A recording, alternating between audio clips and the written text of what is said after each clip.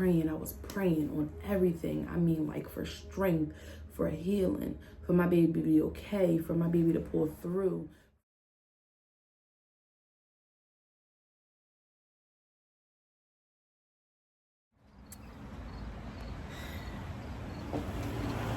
All right. Hey, y'all.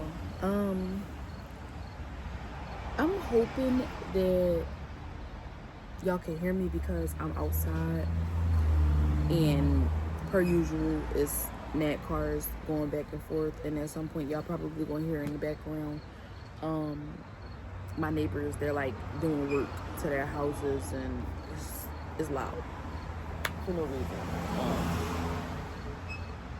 Yeah. Okay, so I tried the outside setting and it didn't work. It was too loud.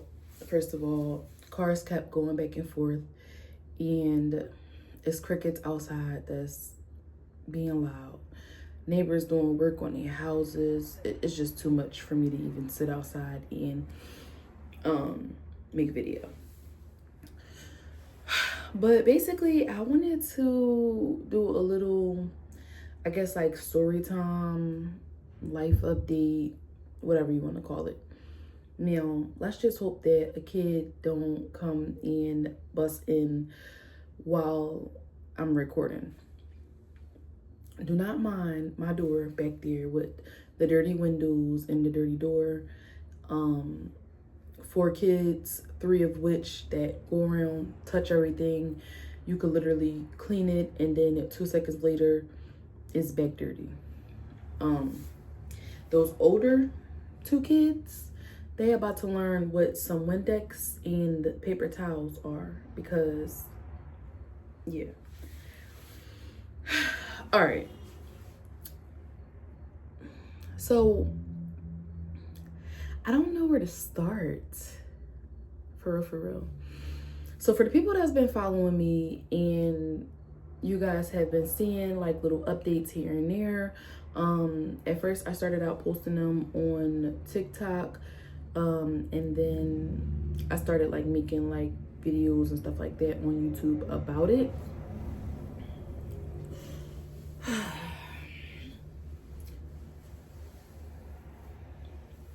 So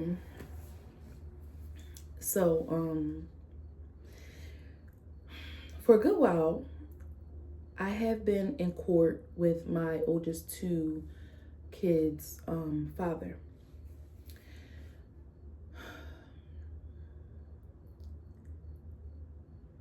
It's been difficult in the beginning, I should say. I'm gonna start from when we first went to court. I'm gonna give a little background or whatever, because that's gonna put everything into context. We were together. I don't even know how long we were together, but ended up having, of course, my oldest, Skylar, and not too long after having her, I found out I was pregnant with Uriah a little bit before Skylar turned 1. Literally, like a couple days before her first birthday. Stuff for us started to get a little rocky. We never had like a black and white relationship anyway. It's always been like stuff thrown in the mix. Like, we had good times, we had bad times, we had horrible times. But anyway, so somewhere along the line, without me telling too much and getting too much into all of the nitty gritty in the business, because I'm quite sure that he probably don't want me to put every single thing out there. And I don't really want y'all in my business like that either. So basically, we broke up. Around the time that we broke up, we weren't getting along for a good amount of time before we even broke up. But when we actually broke up, we was like, okay, we're not together, cool, but at least let's like try to coexist in the same household. That way we'll still be in the same house like with the kids, and it won't be like hard on them. At least until like I can find somewhere, you know, to move to or whatever. That seemed logical at the moment. That ended up not working out. So I ended up moving. At first I was at my sister's house. I stayed with my sister for a little bit. And then around that time, my older sister got diagnosed with cancer. So it was a lot going on at that time. And then after all of that, I ended up moving to my mom's house, maybe like a month or two of being at my sister's house. I ended up moving to my mom's, and then I was there for like a more permanent, longer time or whatever. So while I was at my mom's house, well, I should say before I even moved to my mom's house, I still had like communication. I don't want to call him my baby dad or baby father because I feel like that sounds so, I don't know. I don't like the sound of it. So my kid's father, that we still had communication or whatever. And it was, you know, about the kids and stuff like that. A lot of stuff he wasn't agreeing on. I felt like for me, he wasn't helping me out enough financially and stuff like that. So I don't know. I was a lot immature back then. So, well, I should say we both were immature back then, and there was no level-headed talking with either of us. It was either like, you hear what I gotta say and I'm right, and that's all that matters. And that was on both parties. So when we both like, no, I'm right, like we was constantly clashing heads. So there was no being able to effectively communicate or have a conversation or anything about anything at all. So once I moved to my mom's house,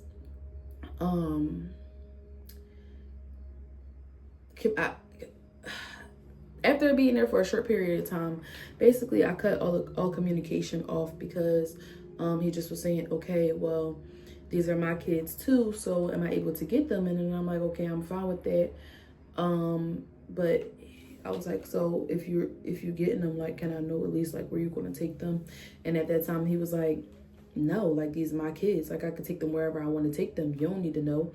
So me as a mom, I'm like, what do you mean I don't need to know? I hate when I don't have my contacts in because I feel like y'all can't see my eyes unless I'm like all the way up here.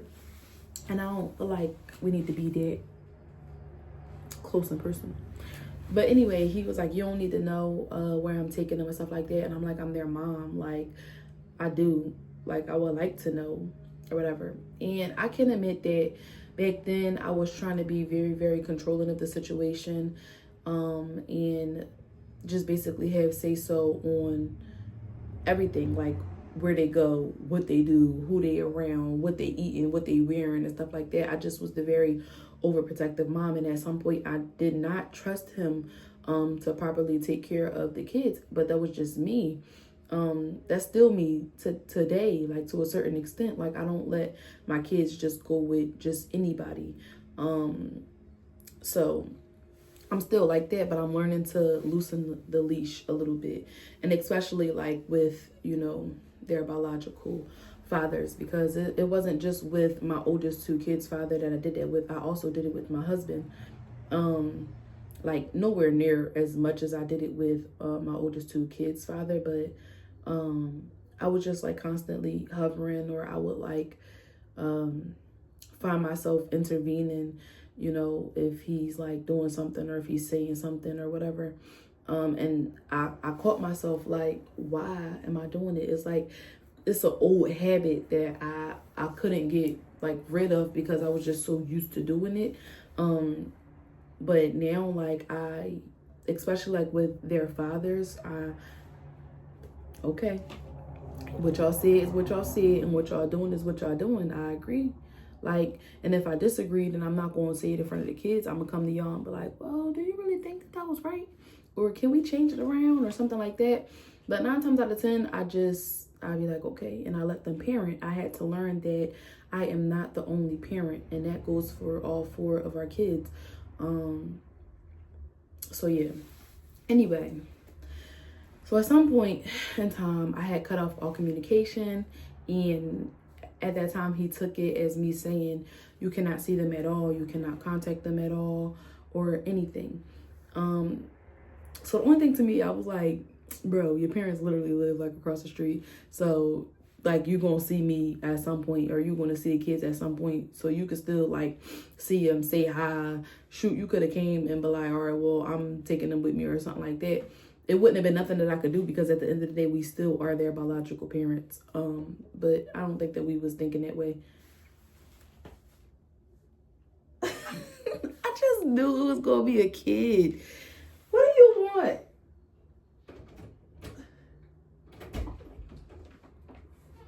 Look, I brought a dragon tiger. Oh, for real? Yeah. Let me see. It's a dragon tiger? Yeah, good. Oh, that's nice. Raya drew a dragon tiger. Okay, good job. All right, mommy's recording, okay? Okay. All right, love you. Good job. Snack. Yes. Close the door back for me, please. Thank you. Dad is sleeping. Well, is the baby sleeping too? Yep. So, yeah, I just had to learn, and I had to grow, and what was I saying? So at some point, and I feel like I keep saying the same thing over and over again because I keep forgetting like where I'm at. But yeah, so I blocked his number or whatever at some point, and I just was like, cool, like you don't want to communicate, you're not trying to hear what I'm saying or whatever. There's no logical thinking or anything in this, so meet me in court. And so we went to court. I filed for custody of the kids, and we went to court, and we ended up getting 50-50 everything. So it was like 50-50 physical custody and legal custody. So we were doing that for a good while, and then after I don't know, I want to say maybe like a couple of months to maybe a year,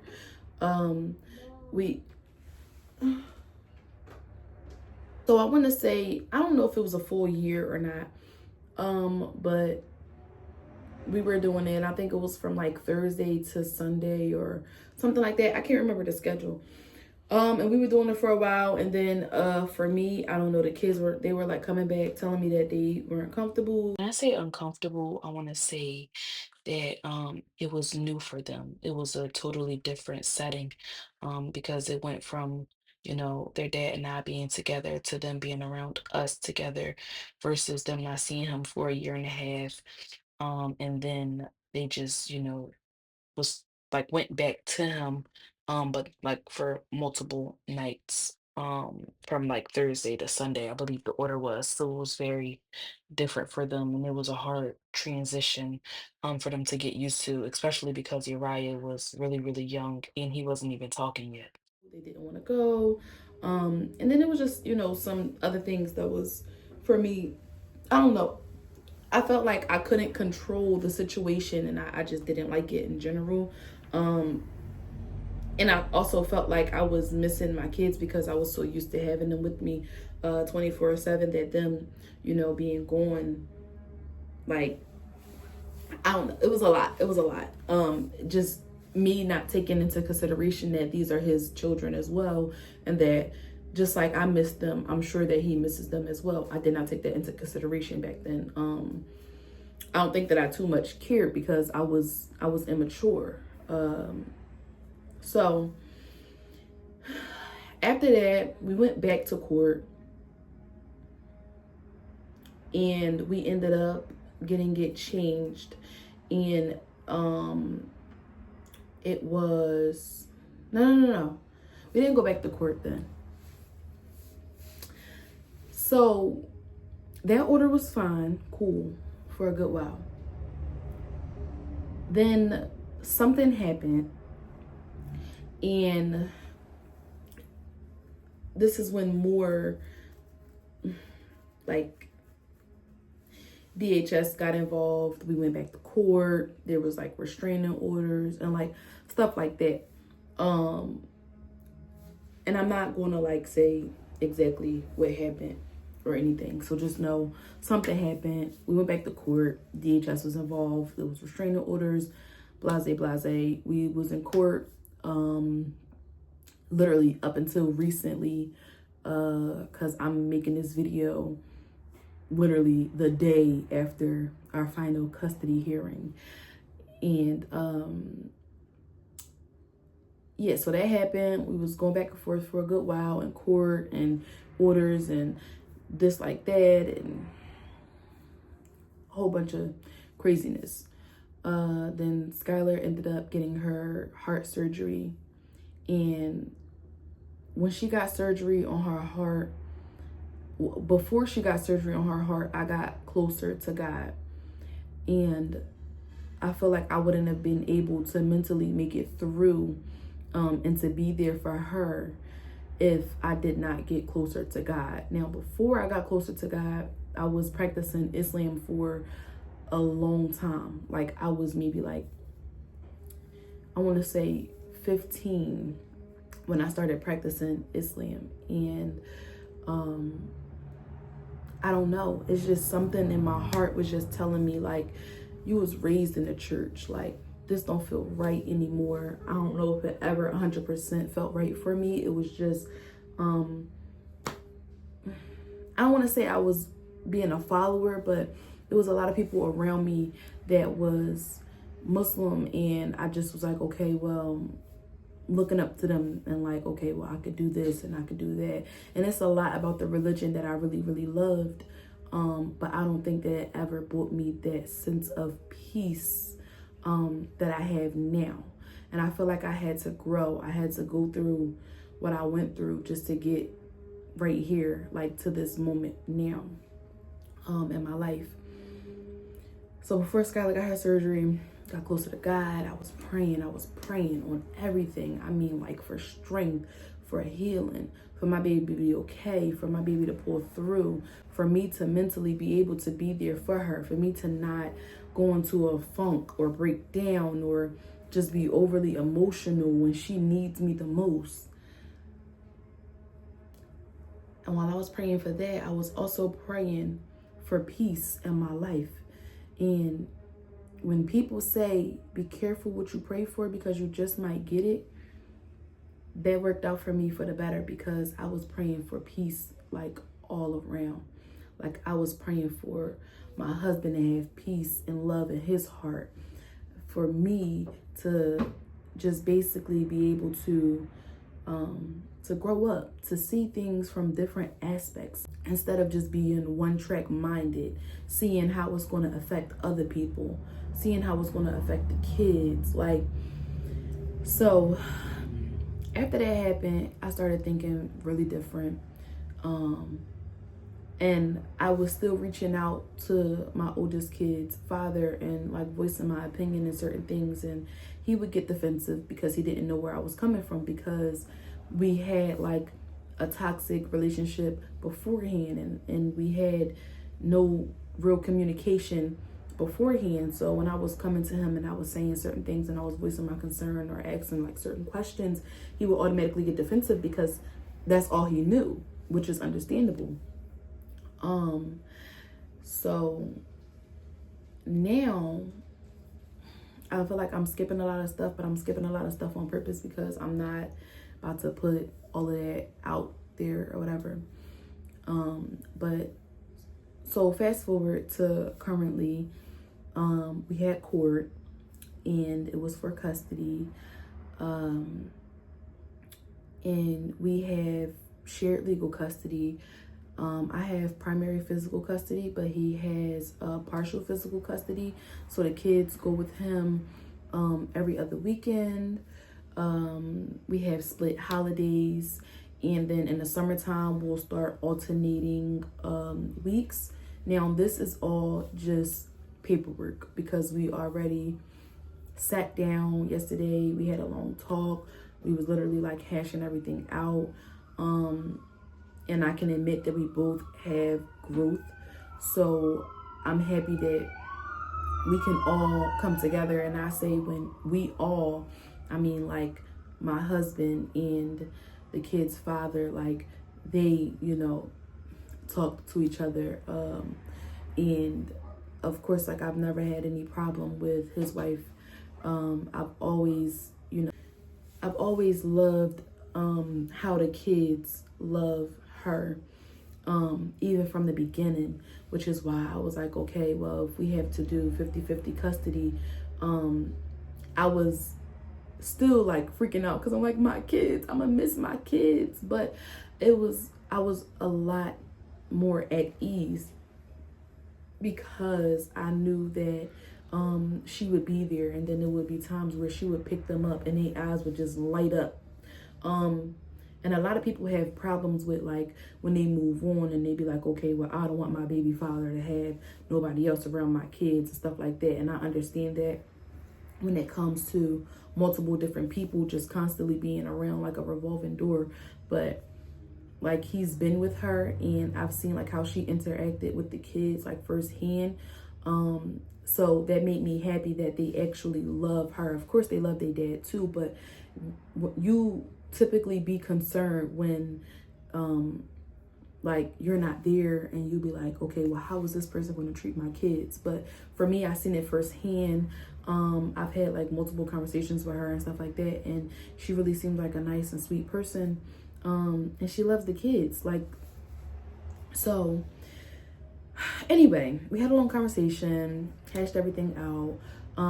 He was on child support. I did end up taking him off of child support because I feel like we had better communication, just like we talked about. And I just was like, this stands for all of the kids, not just the kids that we have together. It goes to, your daughter and your son that you have. Like, I feel like if anybody need anything and we got it, like, give us a ring, give us a holler, like, let us know, because at the end of the day, we're all still family. Like, and it really motivated me to like really pray hard on this and to grow up and to just see it from different aspects and stuff, because the kids literally thought that we were walking around hating each other. And I don't hate anyone, like, at all. And before any of this, before we had any kids, before we had a relationship or anything, we were friends prior to anything.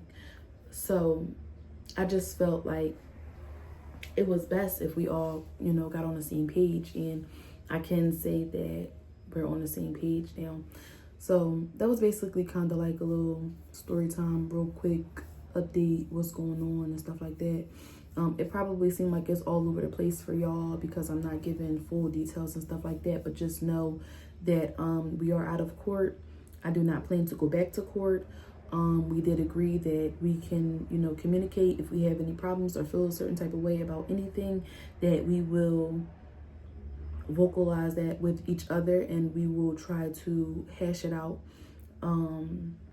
which I wouldn't see that as any problem, especially the kids are older. And reality is, like we were saying, sometimes they might not want to come that weekend, or sometimes they might not want to come home like with me that weekend, and it's all good. And we already agreed that like whatever works for all parties, then that's what it's going to be. So the order, the custody order is just a piece of paper. Literally, just because we was already in court, we already had a court date, we had to go and put something down. And I would rather us have established custody anyway. That way, if anything was to happen to either of us, how the state can get and what have you, I guess. I haven't experienced it and I don't want to experience it. So, yeah. But I'm happy that we're all adults now. We're all doing adult things.